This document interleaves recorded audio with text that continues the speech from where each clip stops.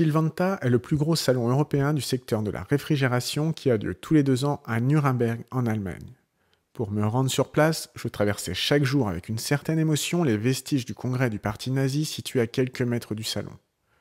Une femme nous accueille à bras ouverts sur l'affiche du bâtiment. À l'intérieur, on retrouve effectivement des hôtesses sur les stands, avec peu de femmes dans les allées, ce qui est finalement très représentatif du faible taux de féminisation du secteur. Les fluides naturels, l'ammoniac, le CO2 et le propane sont tellement représentés sur l'ensemble des stands que je me suis un moment cru à l'exhibition de Checo avec Marc Chassereau sur les fluides naturels.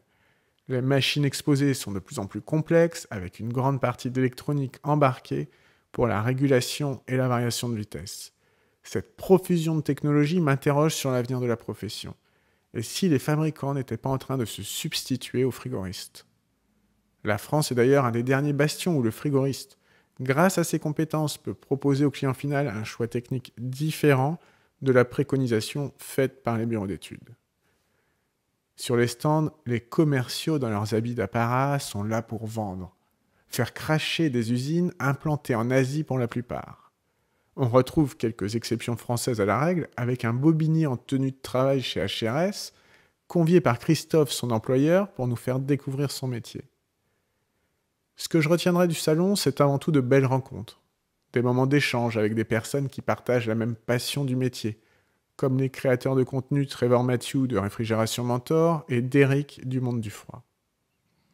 Les épreuves des WorldSkin avec Clément qui nous a brillamment rappelé qu'un frigoriste doit savoir cintrer, câbler, régler un pressostat, mettre en service et dépanner une installation en un temps limité.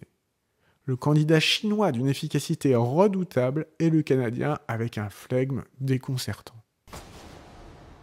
Je retiendrai également la soirée grandiose de Greg Deldick sur le stand d'Enex 100% fluide naturel avec l'annonce du rachat des pépites françaises Morgana et Samifi.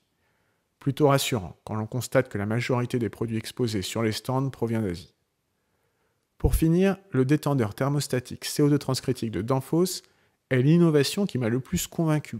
En effet, après avoir connu les pénuries de composants et écouté la conférence d'Andrea Vogt sur les besoins de la filière en matières premières dans les années à venir, je me dis que l'avenir se trouve peut-être dans la simplification des systèmes en tenant compte de la performance énergétique et de l'indice de réparabilité.